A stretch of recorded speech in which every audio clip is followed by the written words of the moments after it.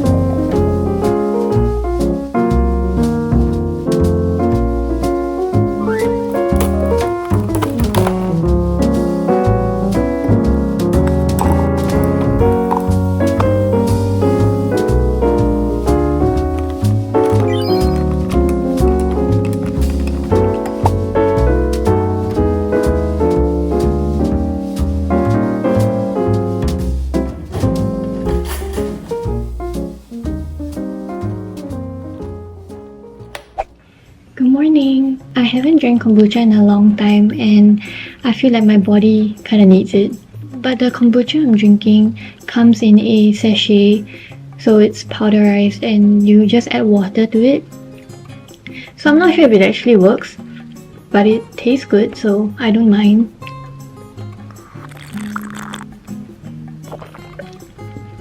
And I'm just eating a bowl of cereal for breakfast. Time to go for a meeting.